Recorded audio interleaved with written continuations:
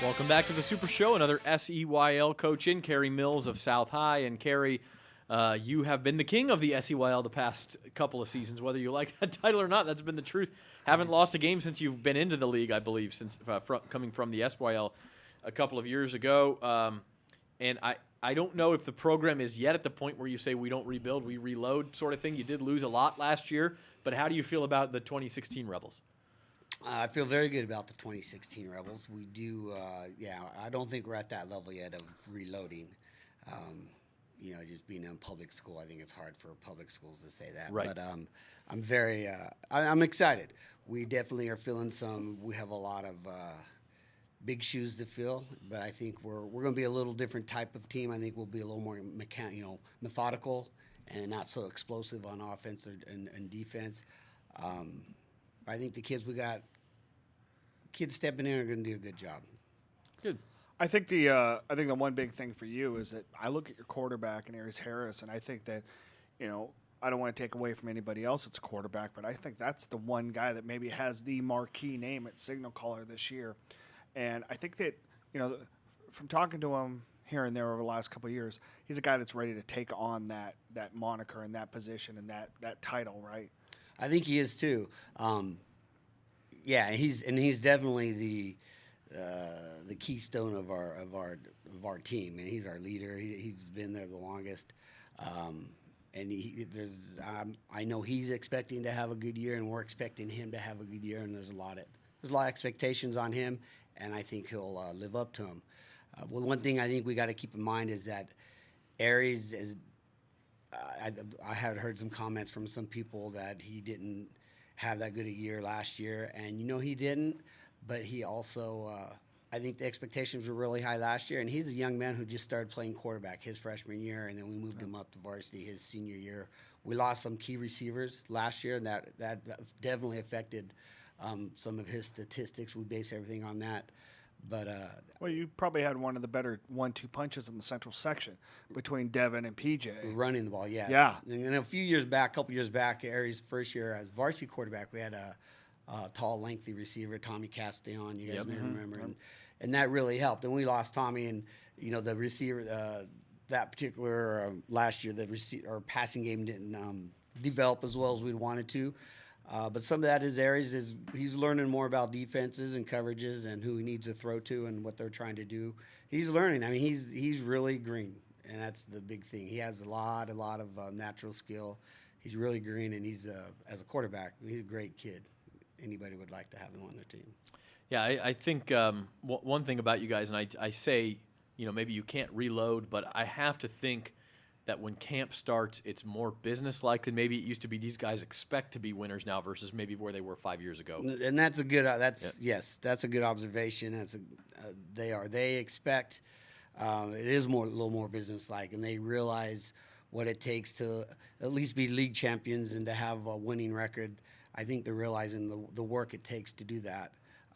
So that part of it has been easy. That foundation has been set. And that was something, in all honesty, that Coach Wren did a really good job of back a few years ago. It's one of the things he did when he was while he was at South. Yeah, and I think I still think back to when I first came to Bakersfield.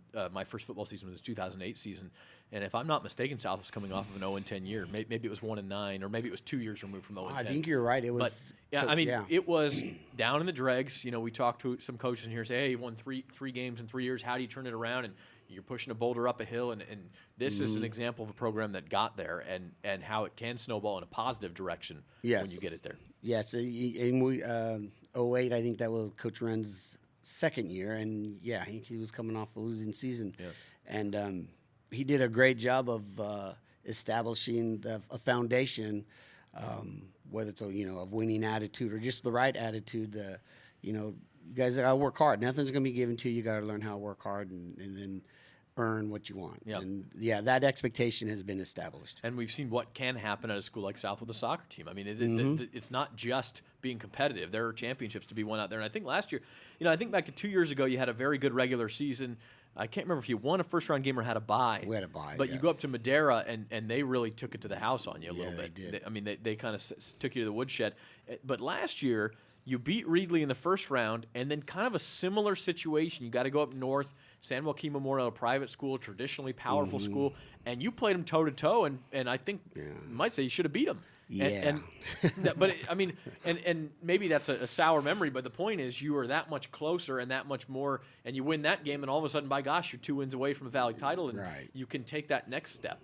And again, every year is different. You lose kids, new kids come in, but do you feel like that is the next step for this program and that it's coming?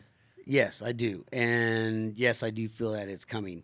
And you're correct in your observation on the San Joaquin Memorial game. To us, that was a big game because they have a legacy. You know, they have a tradition of winning. They have Valley titles. And going up there and playing them as well as we did, I think it just proved to the coaching staff and to the kids that we're pretty damn close. Can't say that. Yeah, why not? Yeah, Sorry about that. We don't have the Right. SEC to worry We're pretty about close. Yeah.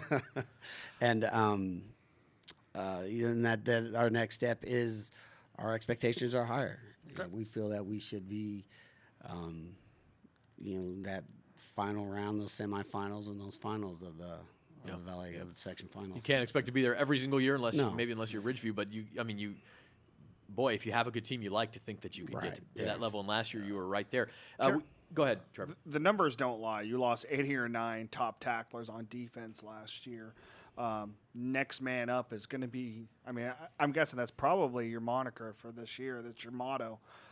Who are those guys that are going to step up and kind of take the lead for you when you look at guys like Morales and Johnson and Jones and McCord? We go down the line. That's a lot of star power gone. We had a pretty good JV team, so there are some young kids stepping up. There'll be juniors, a young man named Jalen Sanders. He's going to be a safety and a receiver, and he'll be in the mix. Be one of those guys that we're looking for a little leadership on defense.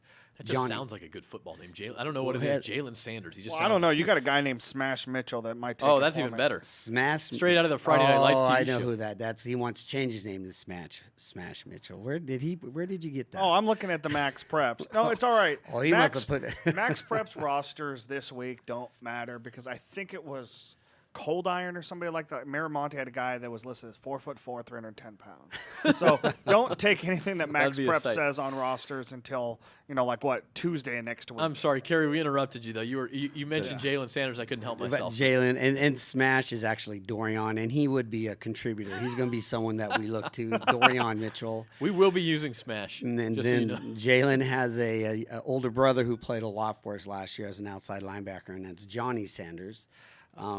Defensively, we have a young man goes by Johnny Garcia. He's called Tank, and he'll be stepping up on the D line. You got a tank and a smash? We have a Tank and a Smash, yes. So we do have kids who are going to be stepping. We do have some kids waiting in the wings, but it is, as a coach, it's going to be how they perform. Are they ready to play at that level? Yeah, absolutely, and that's always sort of what gives you the butterflies going into the first game. Let's talk about your schedule a little bit, and again, you got some challenges in the non-league season, and I think that's probably a good thing. That's how you want it. Oh yes, it is. I was excited that we were able to pick up Tulare Western week 5, I believe it is. Great D3 game for seedings and everything I else. think so. They were. I think we were seated above them a couple years ago, and they were above us last year. I think both schools were kind of look forward to playing one another. And then Independence, I know, is going to have a good team this year. West High, who they're always tough week to week. I know they have they lost their head coach this year, but I know they have a lot of talent over there, and that's always for us. That's just a tough border war, tough game. Right. And then going in the league, I think our league is vastly improved. So, it is what the schedule that we have. Schedule we got to play. We're trying to do things, make a few changes here and there to put us in a little better situation at the end of the year, either seeding-wise or experience-wise. Yeah. Well, and that's the thing, too, with SEYL. When you look at you guys, when you guys all came in, it was like you and Mike and J.O.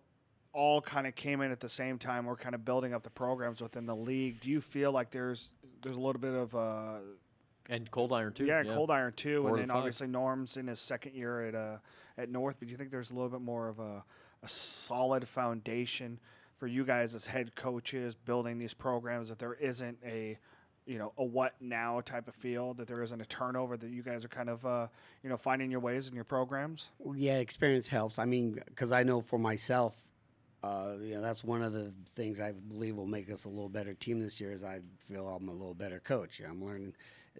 I had been coaching football at lower levels and at the varsity level, but being a head varsity football coach is a whole different thing. It's a different animal, and I learned a lot from last year and the year before, and so.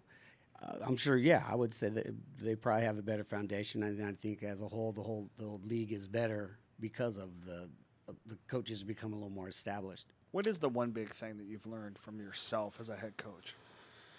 Well, I've been coaching for a long time, and I just probably the biggest thing is I am always willing to learn, and if I think something's going to help my program or our kids, I'm going to try it. I try not to get too set in my ways. I'm always willing to learn something new and to listen to what even younger coaches and older coaches have to do and are doing, and what they have to say, because it could be something that I could use down the road somewhere. Sure.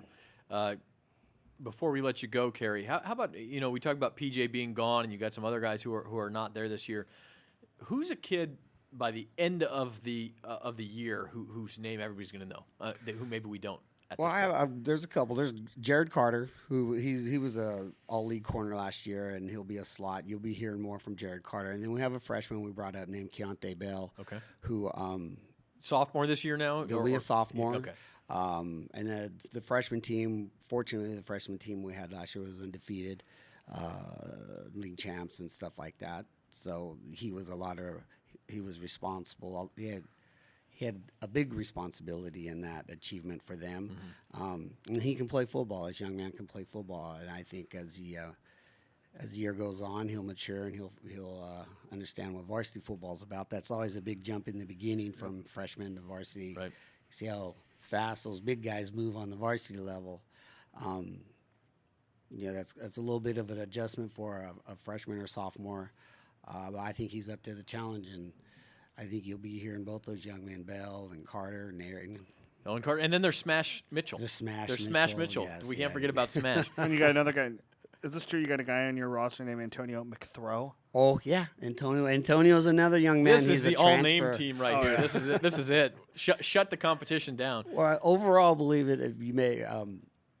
As a whole, we're probably a little faster than we were last year. Our team speed is better than it was last year. As a whole, Yeah. That does say a lot. Maybe not the two top tier guys, but just PJ and Devin they were very good players, and they're doing very well right now back in Kansas. They are both competing, and That's a good program in American Nazarene. I think it is. I hope it is. I know PJ seems to be enjoying it, and Devin, and it's just a really great experience for those two young men to go someplace like Kansas City, get to go to school someplace like Kansas City. When they have come from a good program in South High, Cary Mills, another year under your belt, and we appreciate you joining us. Good luck in 2016. Thank you very much.